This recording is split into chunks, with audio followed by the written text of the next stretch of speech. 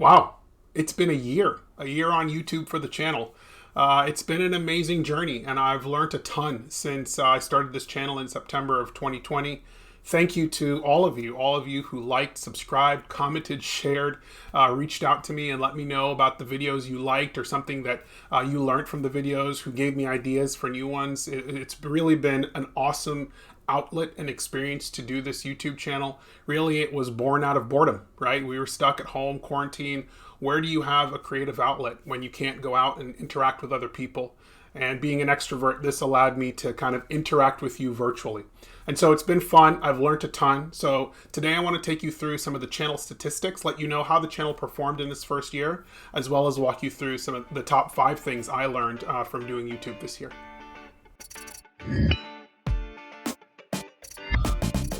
Okay, let's get into the stats.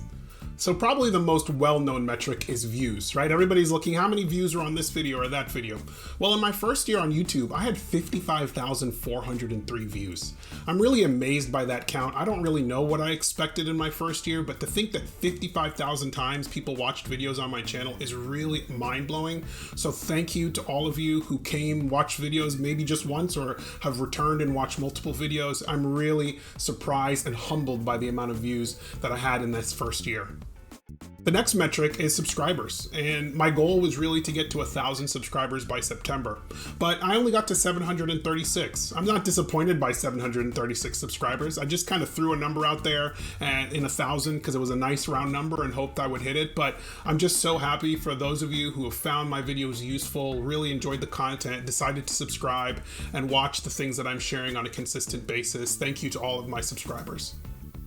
So the next metric that YouTube gives you is watch hours. How many hours are people spending watching your videos? So in my first year, people spent 4,900 hours watching my videos on YouTube, which is just crazy to think about.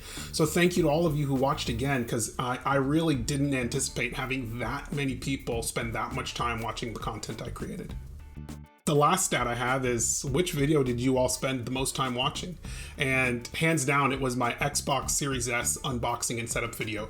25,000 views on that video, definitely the most comments. I've read all the comments on that video, just overwhelmingly positive feedback. I really enjoyed doing that one. I've been a user of Xbox since the original console, so I was happy to pre-order the Series S and really check this new line of consoles out.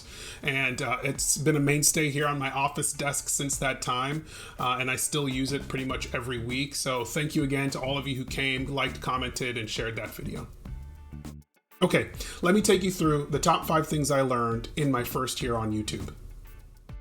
So the first lesson I learned here in my first year on YouTube is make the content that you enjoy, that makes you happy.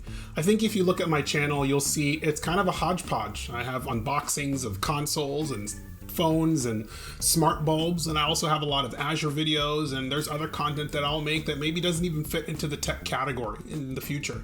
And that can make it difficult if you want to build a consistent subscriber base, because your content isn't always on a consistent topic or theme.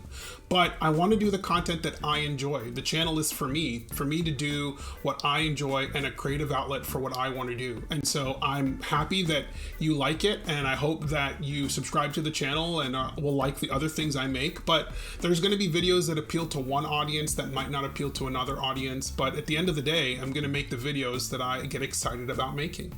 So that's my feedback to you. Don't worry about the statistics and the other things. Just really make the content that you enjoy. And if you're making that content, there's a good chance that somebody else will enjoy it.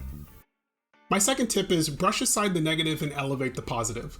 I think early on in my videos, I got a comment that said, great content, but you should invest in a better mic. Your voice makes your videos unbearable. Quite frankly, I have a pretty good microphone that most or a lot of YouTubers use. I use a software called Voicemeeter to do slight voice modulation to improve the quality of sound coming through. But at the end of the day, that's not constructive feedback. That's just somebody who wants to be negative and comment on my videos for the sake of being negative. So I deleted the comment and I moved on. And what's interesting is that I have a lot of people who tell me the exact opposite. People that I care about, people whose opinion I trust. And so when you're looking at the comments comments or the things people might say about your videos, focus on number one, who the comments are coming from. Are they coming from people that you know and trust and who are trying to help you be better? Or are they coming from people who just want to be negative from behind a keyboard? You know, if it's the latter, then ignore it, delete it, move on, and really take in the positive messages that you're getting so you can do better the next time. My third tip is something that probably we all know. If you live in the world today, you use YouTube to learn, and YouTube begets YouTube in this case, right?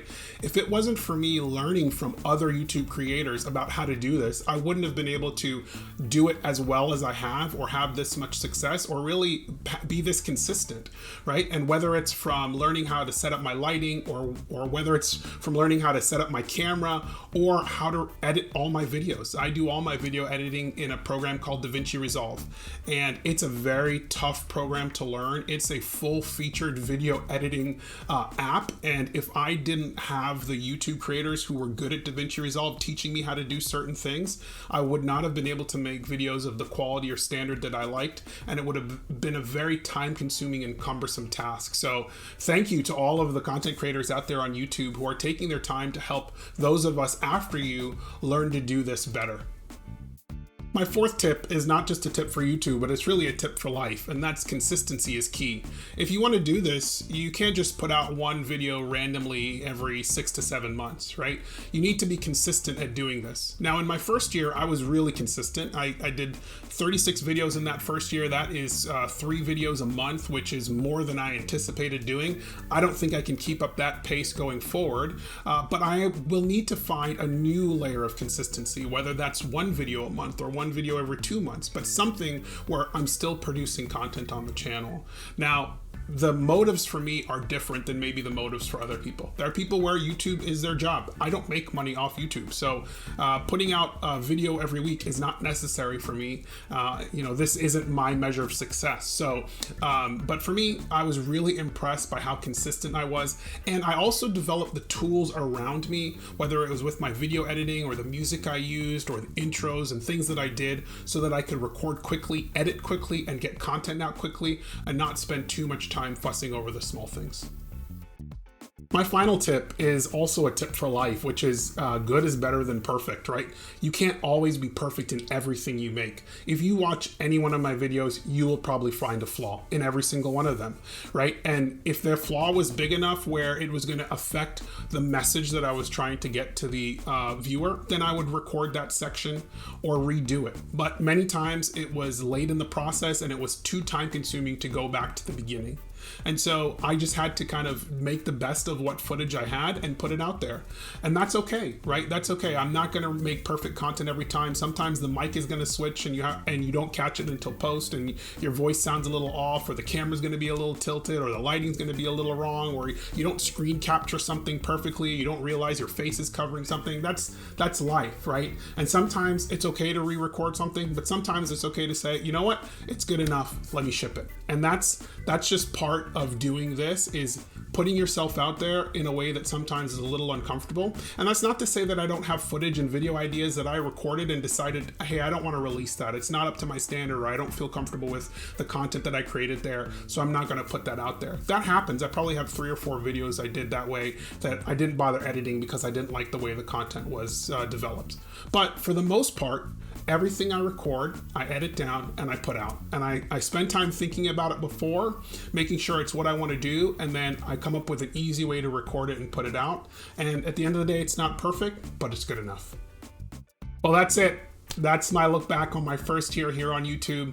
Once again, a huge thank you to all of you who've liked, shared, commented, subscribed to the channel. I cannot thank you enough for all the outpouring of support and kind words that many of you have shared with me in my first year on YouTube. I'm looking forward to year 2. I'm going to find new ways to be consistent as I have probably a little less time, try to come up with new ideas to still produce content at the pace that I like. If you have ideas for new videos, go ahead and send them to me, whether it's on Twitter or it's on LinkedIn or some other platform. Feel free to reach out to me. Love to hear from you. Comment on the video below. As always, if you have yet to subscribe, go ahead and hit that subscribe button now. Okay, thanks. Bye.